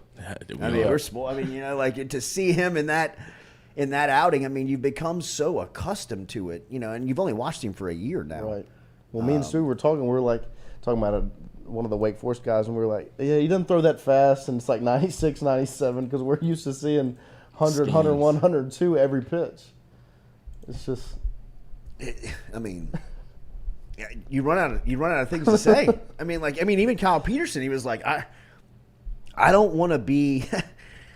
I don't want to be too emotional. He's like, but I don't know what else to say. I mean, you rarely see a guy like this at this level. And I mean, I love the Tennessee fans coming out on Twitter saying he's cheating, saying he's on juice, his acne. Like, keep digging, Tennessee. Keep searching. I get it, man. I know that y'all have been down for a long, long time. It's been a minute since y'all have won at anything. I mean, I was trying to think, when's the last time Tennessee won anything that was worth really gloating about, right? Like, I mean, I know you've been close. Been a while. I mean, I know the basketball teams made the tournament, made a couple of runs. Right. The baseball teams put together some good teams. Hell, the football team finally found a coach after Philip Fulmer. But I mean, still, just really nothing to celebrate on Rocky Top. So I get it. I mean, I understand that every time something happens, anything goes wrong, they're cheating. No, he's just really good. They're just really good. Cheating. And it turns out when you're 6'7", 250, it's easy to add 11 pounds. Ask LeBron. I mean, that's what Paul Skeens looks like. I mean, he's built like LeBron James. He's built like he's built like Cam Jordan. I mean, he's built like an NFL defensive end. And that's got to be intimidating when he's shoving 102 down your neck for 7.5 innings. I mean, I get the loser's mentality that has just soaked Knoxville up for a long time. But it's a bad look claiming that he's cheating after 2 times and facing him and you can't hit him. I mean, really. Just hit the ball. Find something else. But huge spot for LSU today, man. Just an enormous spot for the Tigers to come out. If they can come out of today, I really think that they're in the driver's seat of the tournament, right? Against Florida, obviously, with Florida being the other team that has won both of their games and advances to the winner's bracket, doesn't really have to dip into that talented pitching staff. LSU, obviously, you would hope. I mean, for the offensive part, Joe Bear's smashing it. Gavin Dugas is smashing it. Yeah, I mean, while the headliners are seeing it, Dylan Cruz and Trey Morgan, even Tommy Tanks caught one late in that game that gives you a little, kind of cause for he'll get right. I mean, they haven't really gotten going. Right. I mean, you figure they're going to. Right. Even Pearson didn't hit well the other night. You figure that as long as they keep putting bats on balls at some point, they're going to get it right. Like me and Stu were saying, we're so excited about the game tonight. Oh, man. Like, just such a huge matchup. I'm like a kid at the candy store waiting. I mean, I wish they played at 1. Right. I mean, 6 o'clock feels like next week. Like, I got to wait all day. It's like Auburn, 8 p.m. And at 6 o'clock tonight, we're actually going to be a part of the WAFB 6 o'clock news. So I'm going to be peeking over to the game while we're on set. But we've got an exciting day here for what we got going over at we've actually changed the name of not the media company. It's still FM Digital Media, right? So this podcast is a part of FM Digital Media. Mikey Matuk's show, Mic'd Up, which yesterday was fantastic. I don't know if you saw the Father's Day special that they put together. That was incredible programming and content by the boys up there in Omaha, and they're still up there following the Tigers, but they're a part of FM Digital Media. The Will Wade Show is a part of FM Digital Media. Hold the Rope with Skip and Cano, a part of FM Digital Media. But we've also been we've been in business with a company that has been representing other businesses on their digital media, right? Whether it's been managing social media, helping people with their website optimizations, or even helping people with their paid spins, search engine optimization, SRM, all of that stuff. I don't want to get into it, but if you know it, you understand it. And we kind of formed that company out of a lot of the discussions that we were having in selling the podcast, right? We would have podcast sales meetings with companies, and we would get to the close of the sale, and the company representative, the owner, would say, okay, well, now that we're, spending some money with you on podcast, can you help me out on any other digital media stuff? We've got a lot of stuff coming in. And, Katie and I really kind of sat back and saw that this is a need. We've got an opportunity with the clients that we have and the relationships. Let's do it. So we just kind of started it, and it was FM agency, right? Well, it's had some success, and we're really excited about where it is and where it's going. And, we've had a couple of the people that we're doing business with being like, hey, people have asked me who's managing my social media, and I have to tell them it's, F them. They're like, huh? What? So we changed the agency side to the Social Club is the name of the company, the Social Club, and we represent companies in managing their social media. Places like Patient Plus and Williamson Surgery Center and Central High School, Landscape 180, RMB Builders is one of our clients. Go Chevrolet is one of our clients. So if you see their social media, that's our crew and our team and the Social Club that is managing that. Well, in our discussions with Central High School, David Semino, who is a friend and former teammate and classmate at Parkview, is now the head coach there, and they're really excited about what's going on. They have new facilities. Noah can speak to this. He's got a younger brother there. He graduated from there. He lives out there. I mean, there's a lot of buzz around Central High School right now about a lot of the stuff that's coming, their way, and a lot of stuff that is on the horizon for the school and stuff that's happening right now. And we have been following the football program really since Semino was announced, but really moreover since the spring session of getting on the field. And we've been documenting that, and we're going to do it in a 4-part docu-series that our partner WAFB saw it and said, look, we want to help with the distribution on this. So the next 4 Mondays, starting tonight, the Central Football docu-series will air on the 6 o'clock news. So, like tonight's first episode, I believe, is like 11 and a half minutes. So the last 11 and a half minutes of the 6 o'clock newscast will be the first installment of this docuseries. Next week will be 2. The following Mondays will be 3 and 4. And we're really excited about it, man. We really are. From what is going on out there, the stories that we're being able to tell, and just kind of our company expanding into new areas and being able to do some pretty cool stuff. We're ultimately storytellers, right? And from the Social Club's aspect, we want to come to your business and we want to tell the good stories that are going on, whether it's through social media or whether it's through something like we're doing for Central Football. It's the same type of deal we did with Mike Anderson's, right? With that storytelling. So if you look, I'm not expecting a lot of people to be watching the 6 o'clock news tonight with LSU baseball throwing their first pitch at 6 o'clock. But these series will live on Central High School's YouTube. It will live on WAFB's YouTube. It will also live on the Jordy Culotta Show YouTube. So if you're interested to seeing what's going on Central's campus, most notably around the football program over the next couple of weeks, make sure and tune into WAFB 6 o'clock news. Tune in to Central High School's YouTube, the Jordy Culotta Show YouTube, and WAFB's YouTube to keep up with that. And like I said, if you are if you are a business owner, and you want to tell your story, right? It doesn't have to be in a docu-series, but in managing social media, in your website, in abilities to tell your story through platforms that we can consult and give you guidance on. Get in touch with us, man.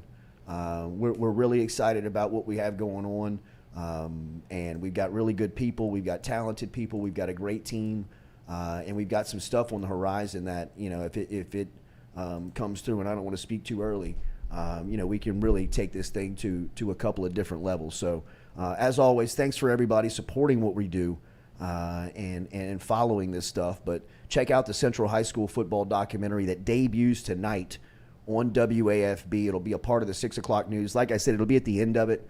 I know that LSU baseball is a competition tonight, so I don't expect a lot of people to see it live, but you'll be able to catch it whenever you want, right? If you want to just go back to the YouTubes and dial them up. So we appreciate it, and look out for the new website. We're going to put together a spot that we actually run inside the show, kind of educating and informing you about what the social club is.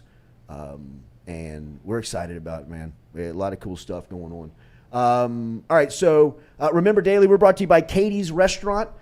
Katie's is located down in New Orleans.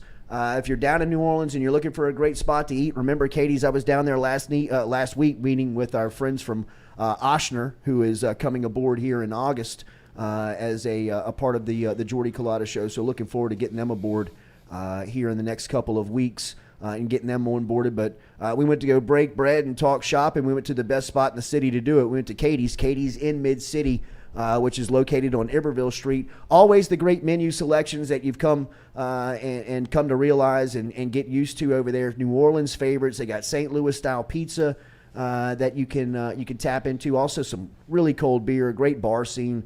If you want to get over to Katie's, it's a neighborhood dive bar. It's a great spot. Katie'sInMidCity.com. Katie'sInMidCity.com is where you can find them. So obviously LSU baseball is the news today with LSU taking on Wake Forest. But a little bit more about Ty Floyd and the spot he's in, because I think that Floyd, look, without putting any pressure on him, and I doubt that this is how they're handling it from the inside, but from the outside looking in, this is the biggest start of Ty Floyd's life. Not only because of what his team has on the line, but really, if you want to dig down deep into it, for him personally, what he has on the line. With next week's draft being held for the major leagues, it's a lot of, look, a lot of the hay is in the barn for a lot of these guys, right? I mean, the scouting report is written on Dylan Cruz. There's not too much that a Major League Baseball scout's going to learn in the next 7 days about Dylan Cruz to decide to draft him 1-1 or 1-2. They already know what he's got, right? I'd imagine that the majority of the scouting report on Ty Floyd is already written. But Ty Floyd has an opportunity to put the scouts back in front of their computer tonight and edit that breakdown on him if he's able to get through the Wake Forest lineup more than 3 times, right? If he's bounced out of there before they get through their third go-around, LSU's in a spot.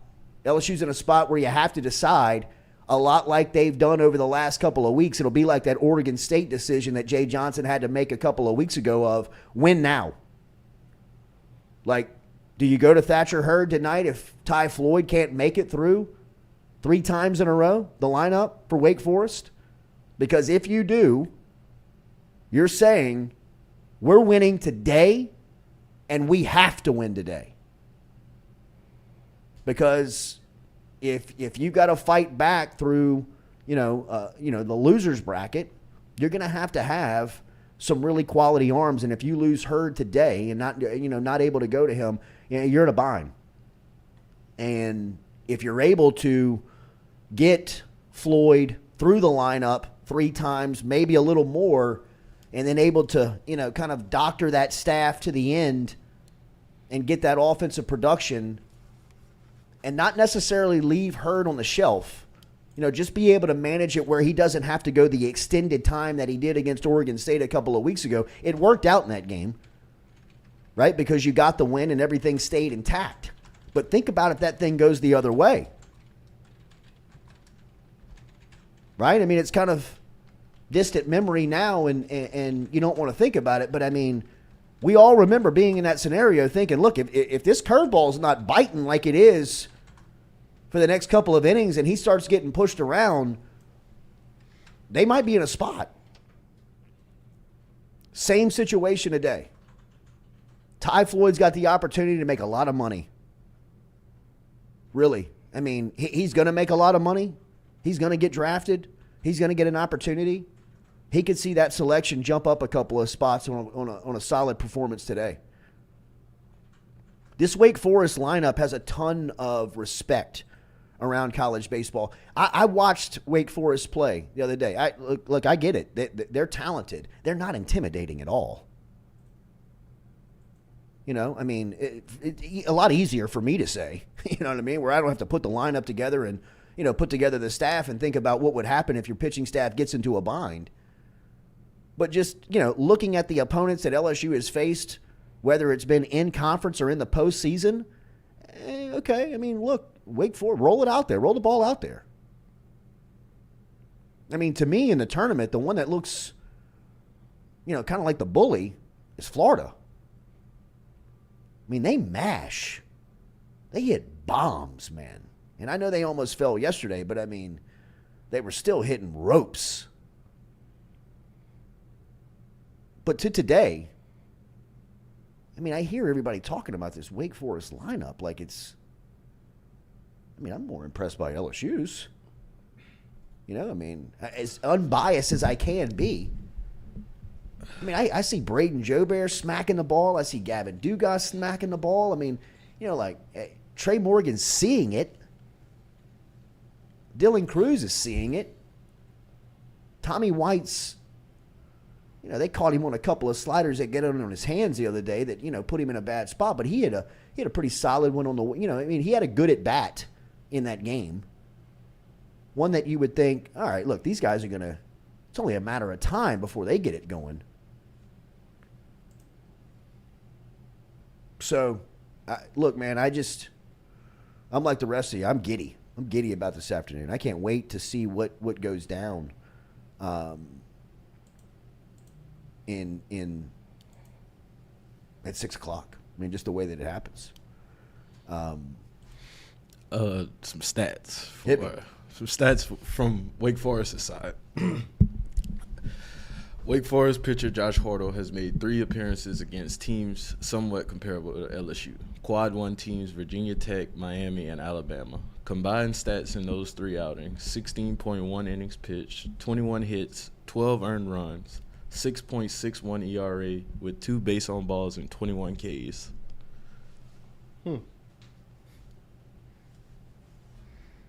Read it again. 16.1 innings pitched, 21 hits, 12 earned runs, 6.61 ERA with 2 base on balls and 12 Ks. Their pitching staff? This is the guy that's pitching today against LSU. I mean, LSU should eat. 21 hits and 21 strikeouts. Right. Yeah. He doesn't walk a lot, so he throws strikes. Throw strikes. Right. I mean, throw strikes to LSU. Yeah, thank you. We'll take them. I mean, throw strikes to LSU. And there's not a fastball pitcher in any level. Right. I would shy away from with this lineup. I mean, the TrackMan speeds from the other night are stupid. Mm-hmm. Gavin Dew got 110 miles an hour. He's crushed that ball. I mean, I thought the one he hit to the wall was gone. I mean, Joubert smacked. I mean, look, man, it's the 2 number 1 teams in the country. Right. I mean, it's everything you could ask for in a postseason baseball game staring at you. It's everything you want in it. So it can't get here fast enough. Right. It can't get here fast enough. Some other thoughts on the CWS. As we said last night, Florida held on against Oral Roberts, as Oral Roberts made it exciting late in that game, as Florida was able to hang on 5-4. University of Virginia is the first team bounced, as they're heading back to Charlottesville. They were beaten yesterday by TCU 4-3. Today, obviously, you've got LSU and Wake Forest this afternoon, and then the elimination game at 1 o'clock is going to be Tennessee and Stanford. So those are your 2 games today in Omaha. Winner advances, obviously, to a Thursday bracket and get some rest, much needed, and will be able to be put on the shelf, and will be a game away from a national championship.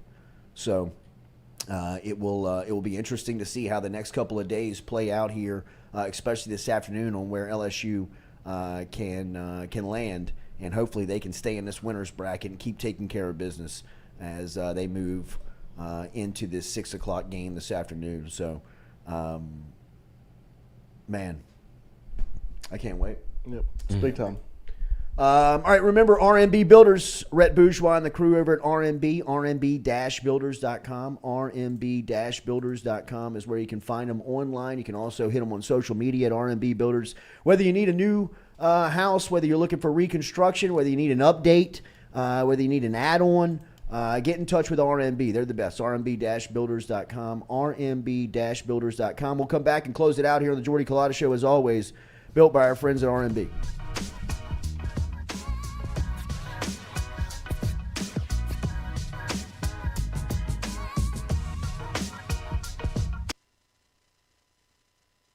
In a wreck, Gordon McKernan Injury Attorneys is ready to go to work for you. Come meet your team. I'm your intake specialist. I coordinate your case and connect you with your attorney and paralegal. That's us, your legal team. Here you go. Thanks.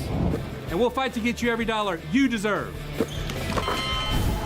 I'm your settlements and disbursement manager, and I'm here to get you paid on time. I'm attorney Gordon McKernan. Put our team to work today. Just call us. Get it done. Are you looking for sound financial advice? Then get in touch with Daniel Newman of Edward Jones. You can call him today at 225-261-8262 or email him daniel.newman@edwardjones.com. If you're planning for retirement, saving for college for children or grandchildren, or just looking for sound investment opportunities, get in touch with Daniel today, 225-261-8262, located on Magnolia Square Drive in Central. Daniel Newman of Edward Jones.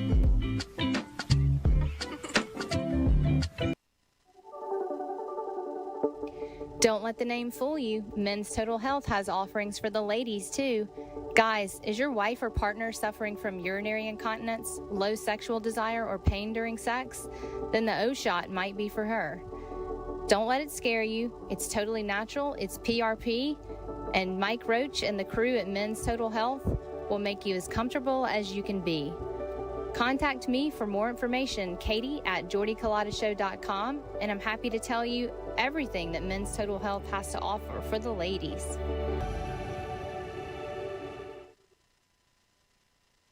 Hey Tiger fans, when you're traveling through Natchez, Mississippi, make sure to visit Tom and Wright Granning at Go-Mart and On The Go Deli, where you can fill up your tank and your belly. Go-Mart has clean restrooms, community coffee, an awesome beer cave, and a great selection of anything you may need on your trip. Located at 4 Sergeant Prentice Drive as you're entering Natchez on the left. Also stop by Wardo's Po' Boys at 309 North Broadway on the beautiful Natchez Bluff, where the Po' Boys are so good you'll swear you're in Cajun country.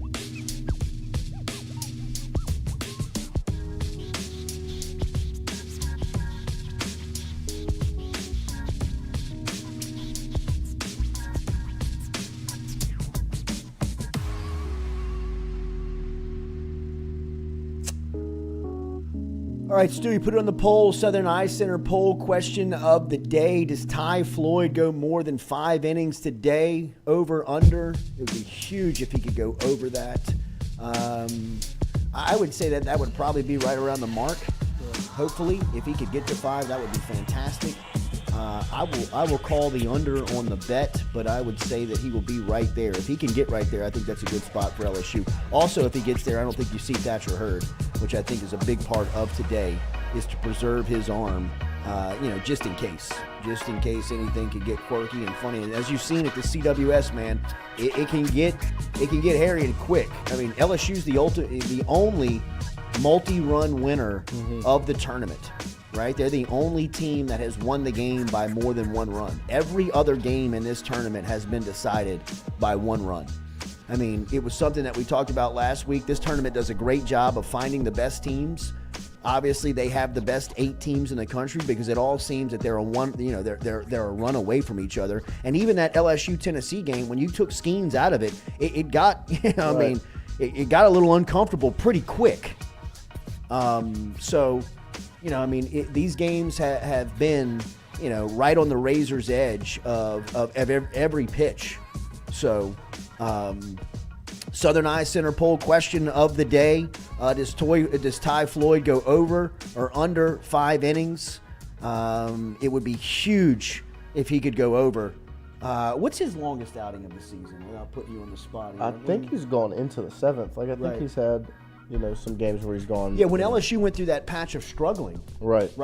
He was one of the bright spots that was really kind of like seeing his time extended. And that was when he kind of went through that stretch where he was doing his job, but the win-loss record just wasn't showing it. Right. He's 7-0. Huh? He's undefeated on the Right, season. well, yeah, I think some no decisions. Yeah. Right. Where he was pitching really well and should have gotten some wins. But then he would come out late in the game, like the Mississippi State series, get hit around, the Auburn series. There was a lot of a lot of weekends where he was doing his, he was pulling his weight. He couldn't close it. So, man, if he could go 7, whew. Yeah, because if you're LSU, you want to stay comfortable. You don't want to get in that spot where your back's against the wall. You got to make a tough decision because you definitely don't want to end up playing. Getting into that loser's bracket and having to play more baseball. No. Because you don't have the starting arms. But you want to be able to get Floyd to go deep, put a reliever in, and still have Hurd for the next matchup. It would be, it would be incredible if he could go, extended time today and stay on, right? You don't want to, who was I watching the other night? Was it Virginia? Was it Virginia's pitching staff against Florida? That you were like, what is this guy doing? What's the coach doing? He's leaving him out there. Right. This guy's getting shelled. He's getting like that guy hit a home run 480 feet. That's the best pimp job I've seen at the plate. The longest home run in college in that stadium's history. He hit it over the concession stand. Yes. The dude's still out there. When he hit it, it was like a home run derby celebration. Yeah. He turned and looked at the dugout threw the bat. I just hit this. And the other coach leaves him out there. If not alone, that image has got to just rock the pitcher. You know what I mean? Be like, man, I'm done. Yeah, I gotta get 2 pitches later, another one. It's like, dude, go get this guy. This is the College World Series. Coach, you think this is an exhibition game? I need ice and Gatorade right now. I'm done. This guy's about to go into the losers bracket over Pride. Go get him. It was sticking with my guy, Coach. It was like, does the coach know that this is if they lose, they're out. You saw the leash that Jay Johnson had Gavin Guidry on. Messed up one pitch, and he said, "All right, exactly. You're back." That makes sense. Right. Yo, sorry, man, my bad. This is you. It's a big stage. You're either ready or you're not. I wanted you ready. You weren't. So come sit by me. Jay's been abnormally calm though. I really and truly, I'm he's just confident. He likes his team, man. He loves his squad. I'm out here with a that bunch celebration of dogs. Against Kentucky in the Super Regional. He ran up in him celebrate. The Matuk interview on Monday night. I even think the build up to Saturday. Yeah. He was. He was very moxie. loose, Like, very relaxed. I mean, it was like Skip hitting the Tommy. Hey. It was. It's good. I mean, it's good to see all the LSU. There is an LSU fan in every shot. Every single time. And there is not a crowd shot that I have seen in any game.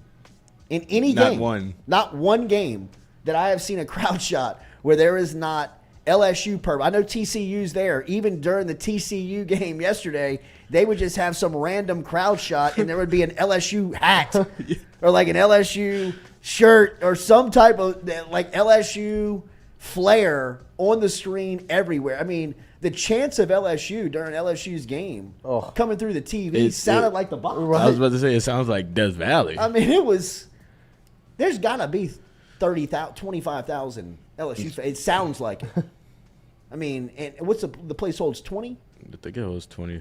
I think it might hold 25,000. But, I mean, like, just in the city, right? Like, I mean, I'm talking to a friend of mine. His grandmother still lives in Omaha. His mom is from Omaha, Nebraska, and he's flying up there yesterday. He went yesterday for today's game, and, you know, he was like, a lot of people that she has seen up there, you know, like, are like sitting in restaurants like while the game's going on. Like, it's not like everybody that's there is going to the game.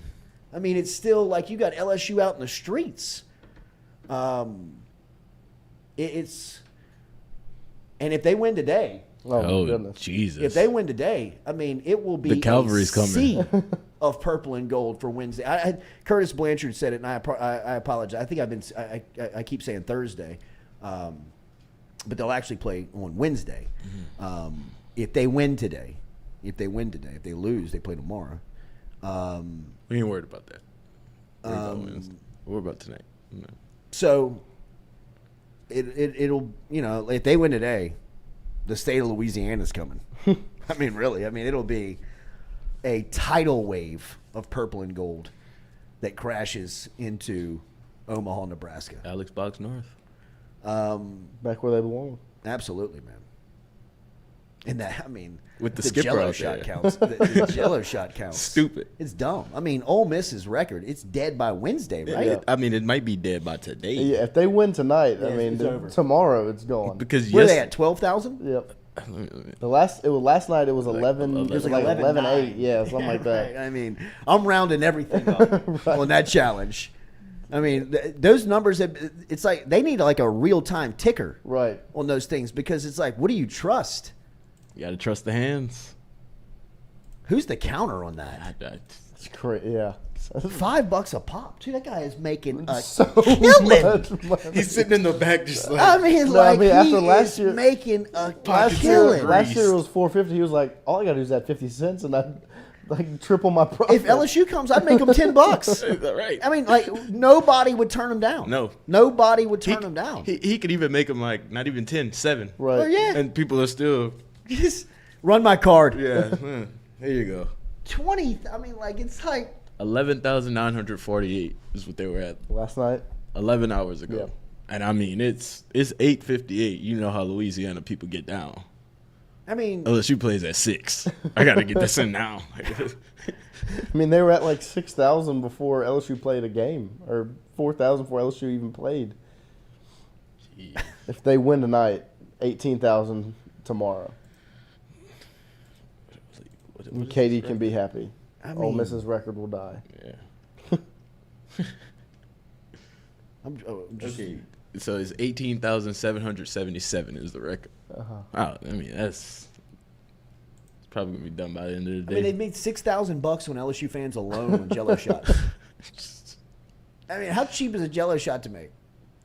Probably cost that guy. I want to say like Jello costs like what, I mean, 98 like, cents? maybe. Right. And the way he's ordered it for this week, he's probably getting it like a Costco price. You know what I mean? Like, I mean, he's got a warehouse full of Jello somewhere. Just tequila or vodka, whatever. He's you dropping vodka and Jello. That'd be $5. Man, here you go. Like, bring me 1,000 of these. Dude, I mean, good for him. Yep. Great. Smart man. All right, LSU, Wake Forest this afternoon, 6 o'clock. Make sure and tune in. Mic'd up coming at you as well. So, big day of content. Huge day for LSU. We'll be back with you tomorrow morning at 7 a.m. Stay up with us at Culotta Show on social media as Jordy Culotta Show, brought to you every day by RMB.